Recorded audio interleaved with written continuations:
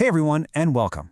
Today, we're stepping into a house full of secrets for a deep dive into a psychological thriller that all hangs on one simple but honestly pretty terrifying question. And there it is, right? This is the whole idea behind The Housemaid. And this question, it just immediately sets this tone of deep unease. You know, it's the kind of hook that tells you from the very beginning that nothing you're about to see can be trusted. So, to really understand the trap, you first have to understand the person who's about to walk right into it. So let's talk about our protagonist, Millie. When we first meet Millie, she is at her absolute lowest point. I mean, she's living out of her car, she's totally vulnerable, isolated, and just desperate for a way out. The stakes for her could not be any higher, which, of course, makes her the perfect target for an opportunity that seems just a little too good to be true. This one line right here tells you everything you need to know about her mindset. For Millie, this is not just another job. It's a lifeline.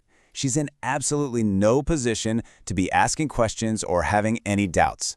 She just has to make this work, period. And then, almost like a miracle, the Winchester family just appears.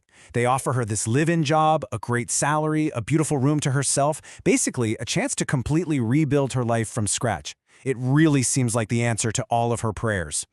Or so it seems. But, as soon as we get inside the house itself, that perfect facade, it starts to show some serious cracks almost immediately. Yeah, the dream job very quickly starts revealing its dark, unsettling side. And this really lays out the core conflict perfectly.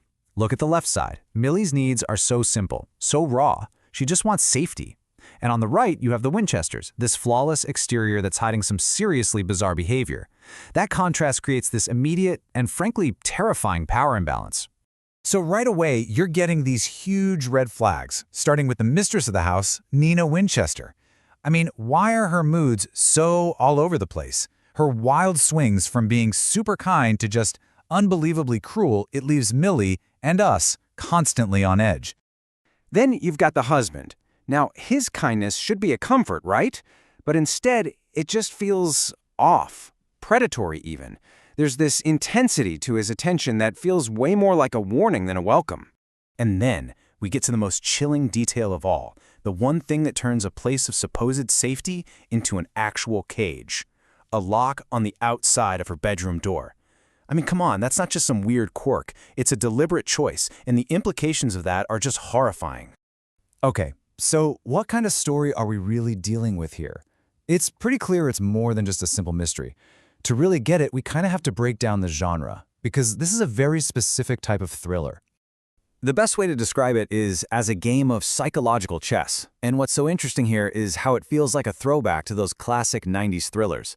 This isn't about jump scares. No, it's all about the intense, slow-burn battle of wits and wills between these characters. As you watch, these are the big ideas you're going to see playing out over and over again. It's all built around this stuff. The price of telling the truth, that desperate need for control, and of course, the ugly secrets hiding behind a perfect facade. The one question that just hangs over every single scene is, who is actually playing whom? So let's put all these pieces together and get to the verdict. Why should The Housemaid be right at the top of your watch list? Well, it really comes down to these three things. First off, it's a really sharp adaptation of a book that millions of people already know and love. Second, the performances from the two leads are supposed to be absolutely fantastic. And finally, it promises a story that is just full of twists that will genuinely keep you guessing right up to the end. And that brings us to the final thought we're going to leave you with.